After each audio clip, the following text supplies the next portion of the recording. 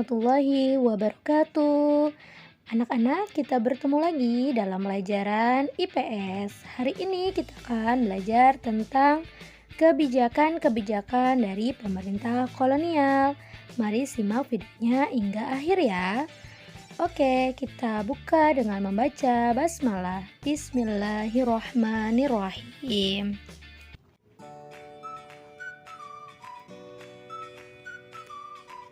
Kolonialisme sudah tahu kan berasal dari kata kolonia yang berarti tanah jajahan. Kolonialisme ini sistem yang dimana suatu negara menguasai rakyat serta sumber daya negara lain dengan tujuan menguras sumber-sumber kekayaan dari daerah koloni demi kepentingan negara kolonial. Artinya intinya adalah negara itu dijajah ya. Berikut negara barat yang melakukan kolonialisme di Indonesia. Yang pertama Portugis, lalu Spanyol, kemudian Inggris, serta Belanda.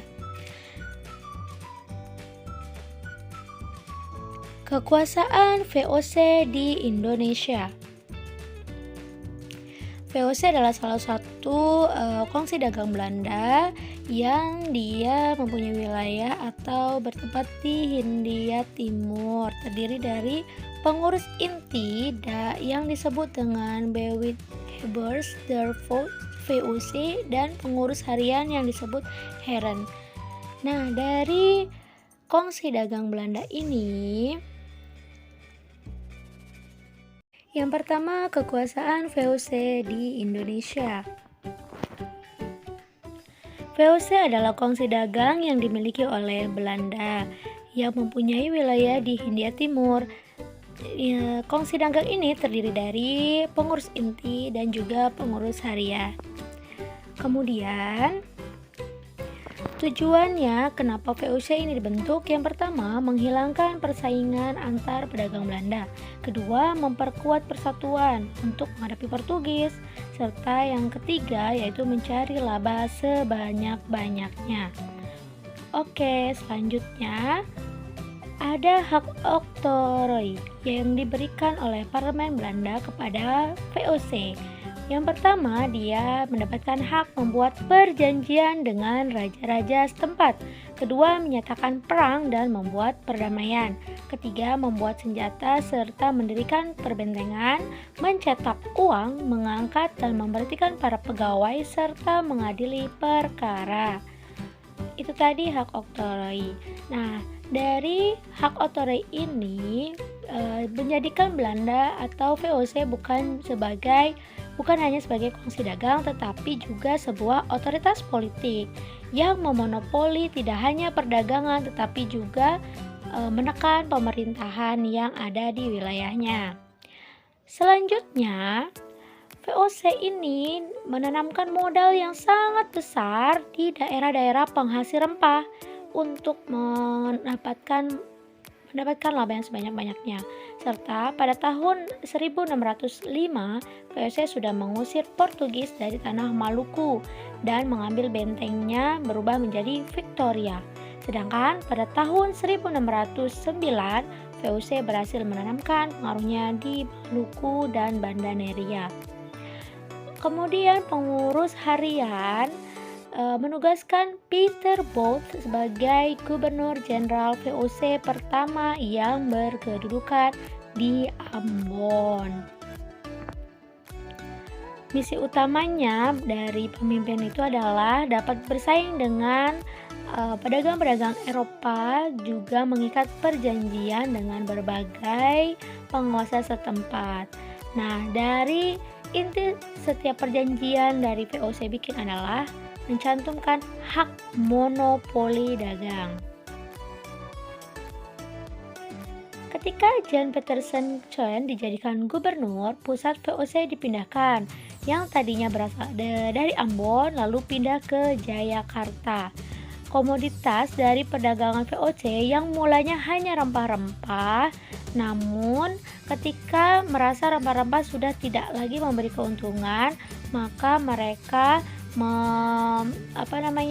menemukan komoditas baru, yaitu kopi, teh, tembakau, dan nila untuk diperjualbelikan di perdagangan Eropa.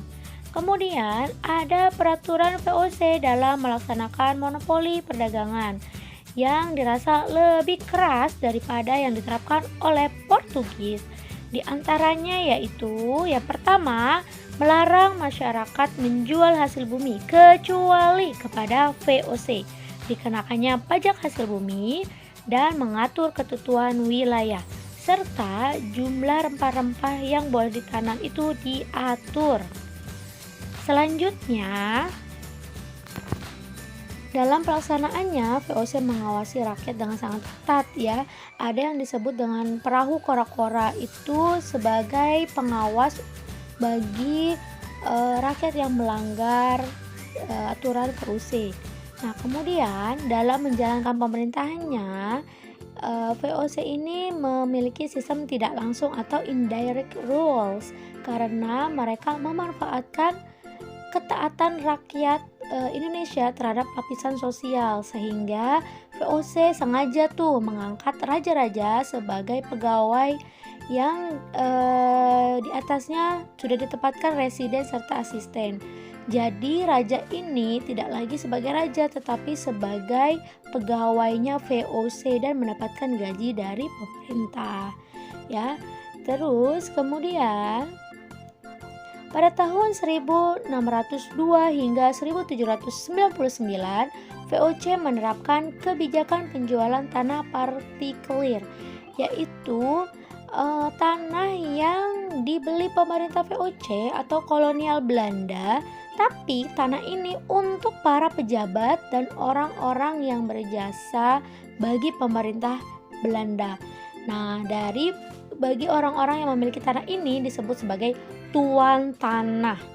Dan gak main-main, sistem jual beli tanah ini tidak seperti jual beli pada umumnya ya, karena tidak hanya mendapatkan sebidang tanah tetapi juga mendapatkan isinya, yaitu termasuk petani dan penduduk yang tinggal di dalam tanah tersebut dan mendapatkan kekuasaan.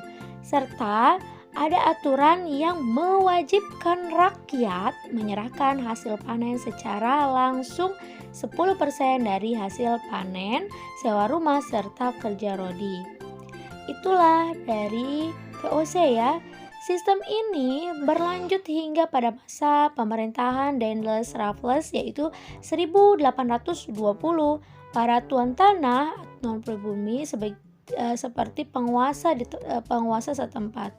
Nah, kemudian tanaman yang diusahakan itu adalah tanaman yang untuk ekspor.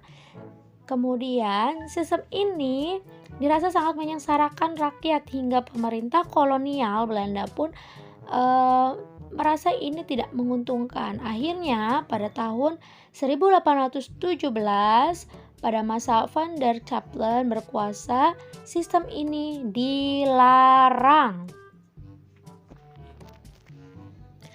Ada beberapa faktor kemunduran dari VOC. Yang pertama, banyak pegawai korupsi, tidak mampu bersaing, kemudian tetap ada pembayaran walaupun rugi, dan yang keempat, menghabiskan biaya perang antara Belanda dan Inggris, serta yang terakhir jatuhnya kantor VOC di India. Nah, kemudian pada tanggal 31 Desember akhirnya VOC dibubarkan dan Dewan Pengurus dihapuskan. Pengurusan kembali diambil alih oleh Komite Urusan Tanah Jajahan dan Perniagaan India Timur, sedangkan utang piutang diambil alih oleh pemerintah Belanda. Kedua, penjajahan Prancis Belanda. Pada saat yang bersamaan ketika VOC sudah hancur, di negeri Belanda di negeri asalnya atau Belanda menghadapi kesulitan, yakni Perang Koalisi I pada tahun 1792 hingga 1797. Dalam peperangan ini, negara-negara Eropa bergabung untuk melawan Perancis, namun gagal kecuali Inggris. Nah, kemudian kemenangan Prancis ini membuat Belanda dalam kekuasaan Prancis ditandai dengan berdirinya Republik Batav atau Batavse Republik. di Belanda. Kekalahan ini membuat Raja William meminta perlindungan dari Inggris karena Inggris tidak kalah dari Prancis. Nah, kemudian Napoleon Bonaparte sebagai penguasa Prancis menempatkan adiknya yang bernama Louis Napoleon untuk memimpin Belanda. Lalu Belanda yang jatuh ke tangan Prancis itu juga berlaku bukan hanya pada negara Belanda tetapi juga tanah jajahannya yaitu Indonesia. Selanjutnya, Louis mengangkat Herman William Daendels sebagai Gubernur Jenderal Hindia Belanda. Dia bertugas untuk mempertahankan Pulau Jawa dari Inggris. Sejak saat itu dimulailah imperialisme Prancis yang bersifat tidak langsung. Kemudian Daendels mengeluarkan kebijakan yang sangat diktator atau sangat keras ya, sangat memerintah sekali di berbagai bidang, hingga dia mendapat julukan Tuan Besar Guntur atau Jenderal Mas Galak. Selanjutnya ada beberapa kebijakan pada saat Daendels memerintah. Yang pertama, dia membangun jalan raya pos yang terbentang dari Anyer hingga Panarukan. Di sepanjang jalan ini ada beberapa pos-pos tertentu untuk sebagai pos-pos pengiriman surat ya. Gunanya untuk menjembatani komunikasi agar lancar. Kedua, untuk membangun armada militer hingga dia mengambil pasukan dari rakyat, kemudian mendirikan sekolah, juga persenjataan. Yang ketiga, memperbaiki struktur pemerintahan dengan sistem gaji, yaitu sebagai pegawai tadi ya, raja sebagai pegawai, kemudian larangan berdagang, menerima hadiah yang tidak sah, dan kemudian yang terakhir menerapkan penyerahan hasil bumi atau menjual hasil bumi kepada penguasa dengan harga yang sudah ditentukan oleh pemerintah. Selanjutnya, kekuasaan dari Daendels ini membuat dia ditarik dan digantikan oleh Jenderal Janssens. Di bawah kepemimpinan Janssens, akhirnya Belanda menyerah kepada Inggris yang dipimpin oleh Lord Minto pada tanggal 17 September 1811 setelah kedatangannya pada tanggal 3 Agustus, yaitu penjajahan Inggris. Gubernur ESC atau East Indian Company, Lord Minto, menunjuk Thomas Stamford Raffles tahun 1811 hingga 1816 sebagai wakil di Jawa dan bawahannya, artinya daerah-daerah dari Jawa ya, bagian dari anak-anakannya Jawa yang menjadi wilayahnya Belanda saat itu.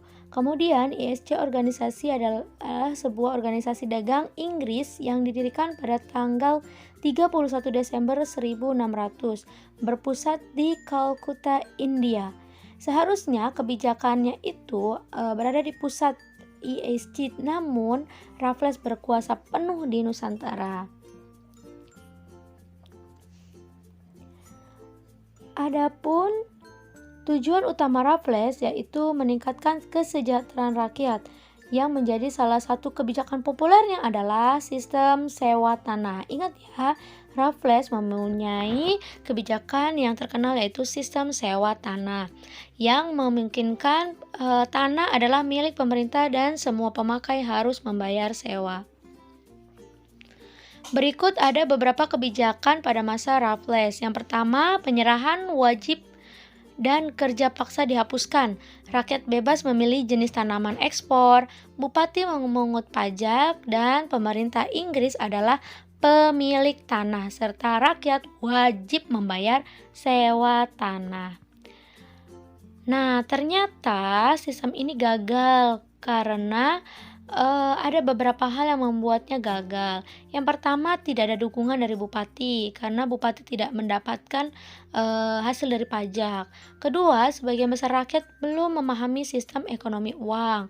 Yang ketiga, kesulitan menentukan luas kepemilikan tanah dan berapa besarnya pajak.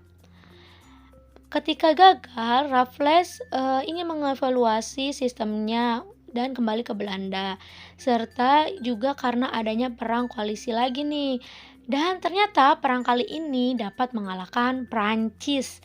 Akhirnya Napoleon Bonaparte turun dari jabatan kaisar dan dibuang ke Pulau Elba.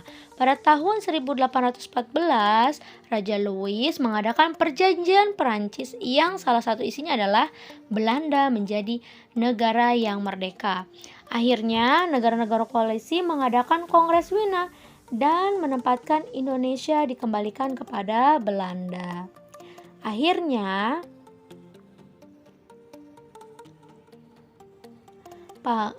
kemudian ada Thomas Stamford Raffles ini akhirnya mengakhiri masa jabatannya dan meninggalkan beberapa karya seperti buku History of Java, perintisan pembuatan kebun raya Bogor, dan menemukan bunga Rafflesia arnoldii. Selanjutnya, kembalinya kekuasaan Belanda. Menangani persoalan di Indonesia yang semula dari Inggris kemudian dikembalikan kepada Belanda. Kenapa Inggris memberikan Indonesia kepada Belanda? Karena Inggris dan Belanda adalah sekutu. Lalu dia mengirimkan 3 komisaris yang terdiri dari Cornelis Theodold ketua dan Buskes serta Van der Kaplan. Ternyata Van der Kaplan sempat menjadi gubernur jenderal yang menerapkan kebijakan monopoli seperti VOC, tetapi melarang penjualan tanah berkeliar yang tadi ya. Kemudian ada 2 masa pada saat ini yaitu pada masa tanam paksa saat Van der Bos menjadi gubernur jenderal pada tahun 1830. Dia menetapkan aturan tanam paksa atau Kulturstelsel yang bertujuan mendapatkan untung untuk menutupi keuangan Belanda yang saat itu porak-poranda. Kemudian selanjutnya ada beberapa aturan tanam paksa yang sudah diatur yang berisi tentang wajib bagi penduduk untuk menanami 1/5 tanah dengan tanaman yang ditentukan pemerintah. Tanah tersebut dibebaskan dari pajak. Tanah tersebut dikerjakan selama 1/5 tahun atau 60 hari setahun. Resiko penanaman ada pada pemerintah. Hasil tanaman yang diwajibkan harus diangkat sendiri ke pabrik dan mendapat ganti rugi dari pemerintah. Serta kelebihan hasil dari kewajiban tidak boleh melebihi waktu yang digunakan untuk menanam padi. Namun kenyataannya pahit atau tidak dijalankan sama sekali. Terjadi penyelewengan oleh pemerintah Belanda. Kemudian karena terjadinya hal-hal seperti itu, maka dampak bagi Indonesia adalah kesengsaraan, tentu kemiskinan, serta kelaparan. Panen yang gagal tetap dikenakan pajak dan mereka tetap kerja rodi. Yang kedua, pemerintah memberikan sanksi kepada petani yang meninggalkan tanahnya dengan cara merampasnya. Ada dampak juga bagi pemerintah Belanda dari aturan tersebut. Yang pertama, tentu dia memperoleh keuntungan. Yang kedua, mampu menutupi hutang. Dan yang ketiga, sempat ada pertentangan tentang sistem paksa ini ya, yang ditulis di buku Max Havelaar tahun 1860, ditulis oleh Edward Dawes Dekker dengan nama samaran Multatuli. Dia pernah menjabat sebagai asisten residen di Lebak, Banten. Dari buku ini mengulas berbagai macam fakta tentang penyelewengan pemerintah di bawah sistem tanam paksa. Hingga ada satu artikel yang menyebutkan pengembalian hutang kehormatan seperti itu ya. Lanjut, yang terakhir yaitu politik ekonomi liberal kolonial. Politik liberal atau disebut dengan politik pintu terbuka open the door politik timbul karena kemenangan kaum liberal atas penentang sistem tanam paksa. Jadi liberal ini muncul ketika sistem tanam paksa itu sudah tidak lagi digunakan atau diserang habis-habisan ya. Akhirnya kaum konservatif ini sudah kalah dari kaum liberal. Mereka ada beberapa tokoh liberal. Yang pertama yaitu Frans van de Putte dan De Waal dan juga Troonbeek. Mereka menyampaikan bagaimana pentingnya menerapkan liberalis di tanah jajahan untuk memperlancar kehidupan ekonomi bagi negara kolonial sendiri.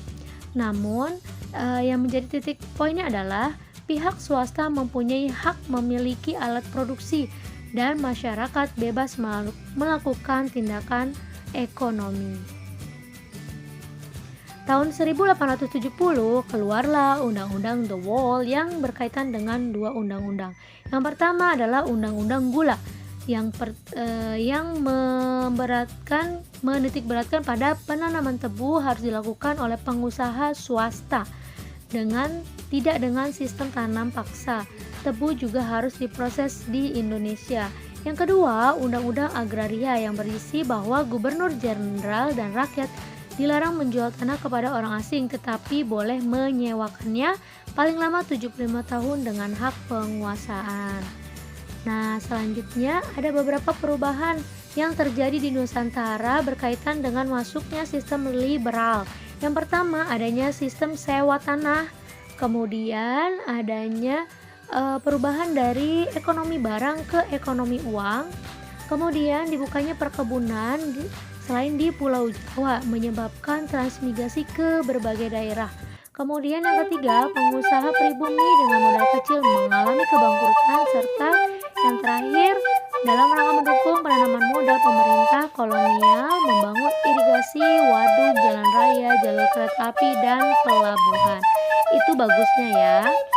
Nah, kemudian untuk mengatur antara buruh dan pengusaha, maka Belanda membuat atau dibentuk Coelie Ordonnantie pada tahun 1880, yaitu sebuah